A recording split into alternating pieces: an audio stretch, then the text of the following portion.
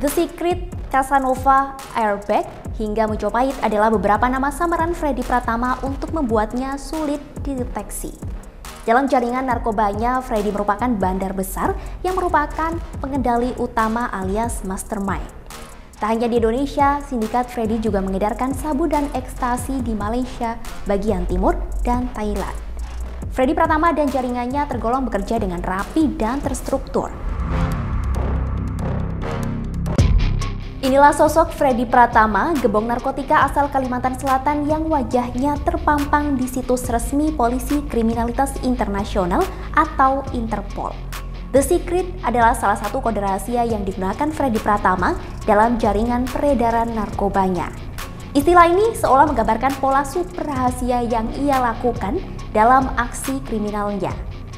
Kasus Freddy Pratama ini membuat publik dejavu dengan kisah Freddy Budiman, salah satu gembong narkoba terbesar Indonesia yang akhirnya dieksekusi mati pada 29 Juli 2016.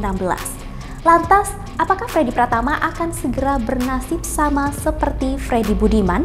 Bersama saya Musa, jurnalis Kompas.com. Jadi, kini ceritanya.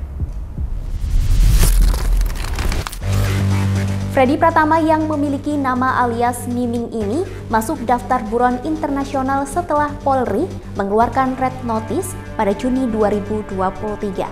Red Notice adalah permintaan kepada penegak hukum di seluruh dunia untuk mencari dan menangkap seseorang. Sebenarnya Freddy Pratama telah menjadi buron polisi Indonesia sejak tahun 2014. Namun, Polri baru menerbitkan Red Notice 9 tahun kemudian setelah sindikat narkoba jaringan internasional Freddy terungkap pada Mei 2023. Polri menerima 408 laporan kasus narkoba sepanjang tahun 2020 hingga 2023. Dari ratusan laporan yang masuk itu, polisi menetapkan 884 tersangka yang terafiliasi dalam jaringan narkoba Freddy Pratama dengan peran yang berbeda-beda. Jaringan narkoba Freddy Pratama pun menjadi yang terbesar di Indonesia saat ini. Bukan hanya diburu polisi Indonesia, sosok Freddy Pratama ternyata juga menjadi orang paling dicari pihak berwenang Thailand dan Malaysia.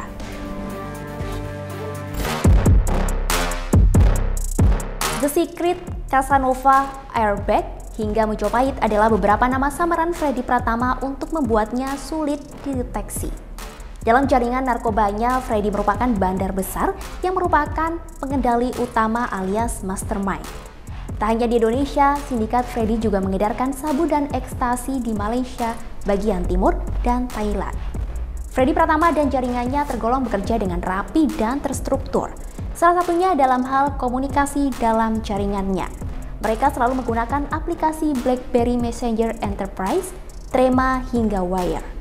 Namun, siapa sangka kerapian dalam komunikasi ini justru menjadi pintu polisi membongkar jaringan internasional Freddy Pratama. Menurut penyelidikan polisi, narkotika yang diedarkan Freddy diduga berasal dari mertuanya yang kini berada di Thailand. Pasalnya, mertua Freddy adalah gembong kartel narkotika terbesar di Thailand. Mohon perhatiannya kepada semua penonton Kompas.com yang belum subscribe untuk klik tombol subscribe terlebih dahulu. Untuk cerita selanjutnya, sahabat Kompas.com bisa memberikan masukan di kolom komentar. Sekian dan terima kasih. Narkoba itu kabarnya dibeli dari segitiga emas, lalu dikemas di Thailand dalam bungkus teh Cina, kemudian dikirim ke Malaysia dan Indonesia. Segitiga emas atau disebut Golden Triangle di Asia Tenggara yang dimaksud mencakup sebagian wilayah Burma, Cina, Laos, dan Thailand. Wilayah itu menjadi pusat peredaran sumber narkoba internasional sejak abad ke-16 dan 17. Freddy disebut masih berupaya menjalankan bisnis haramnya meski sedang bersembunyi dari kejaran aparat kepolisian dari berbagai negara.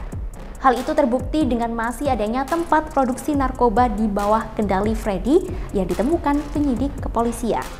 Salah satu tempat produksi narkoba yang dijalankan Freddy ada di kawasan Sunter, Jakarta Utara yang digerebek polisi pada Kamis 4 April 2024. Polisi menduga terjadi perputaran uang dalam jumlah fantastis dalam sindikat narkoba Freddy Pratama. Tak tak tanggung-tanggung jumlahnya diperkirakan mencapai triliunan rupiah.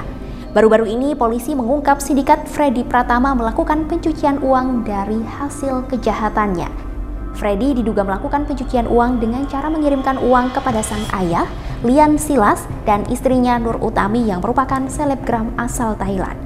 Uang itu diperkirakan digunakan untuk mendirikan tempat hiburan seperti karaoke, hotel, dan restoran. Alhasil, selain operasi penangkapan, Polri juga fokus dalam penanganan aset Freddy Pratama dengan menerapkan pasal tindak pidana pencucian uang.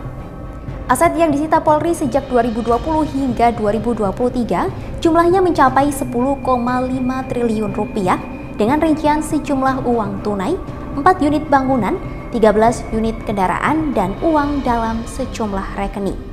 Selain itu terdapat aset senilai 273,43 miliar rupiah dari hasil tindak pidana pencucian uang atau TPPU yang juga turut disita. Sementara itu, Polri juga menyita sejumlah barang bukti yakni 10,2 ton sabu serta 116.346 butir ekstasi. Kini, ayah Freddy pun telah diringkus dan dijatuhi hukuman 1 tahun 8 bulan penjara dalam sidang putusan Pengadilan Negeri Banjarmasin, Kalimantan Selatan pada Kamis 25 April 2024. Sedangkan untuk kasus istri Freddy, Polri menyerahkan penanganan tindak pidana pencucian uangnya ke kepolisian Thailand. Polisi juga masih memburu 2 tangan kanan Freddy Pratama yang merupakan pasangan suami istri. Keduanya diduga berperan sebagai pengatur arus keuangan di sindikat narkoba kelas kakap ini.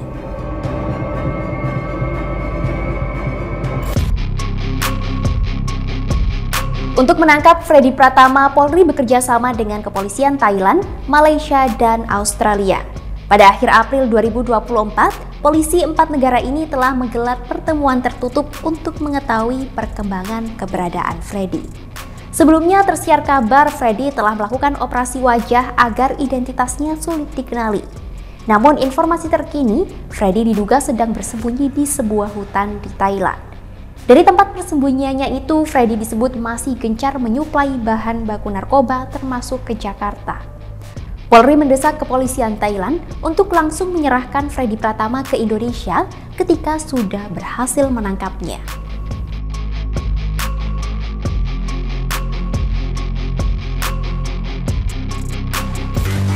Peredaran narkoba yang masih marak di Indonesia tentu menyebabkan kerugian bagi negara dan masyarakatnya. Tahun lalu kerugian negara akibat penyalahgunaan narkotika mencapai 74,4 triliun rupiah dengan peningkatan kasus setiap tahunnya. Peredaran narkoba kekinian yang semakin meluas ini juga sangat mengancam generasi muda. Dengan mengonsumsi zat adiktif yang ada di segala jenis narkoba, dapat merusak kondisi fisik hingga psikologi kalangan anak muda, sehingga mengancam kualitas sumber daya manusia. Semoga jaringan sindikat narkoba Freddy Pratama yang masih belum jelas keberadaannya ini dapat segera ditangkap dan mendapat ganjaran seperti kasus gembong narkoba terbesar di Indonesia, Freddy Budiman, yakni mendapat hukuman mati pada tahun 2016.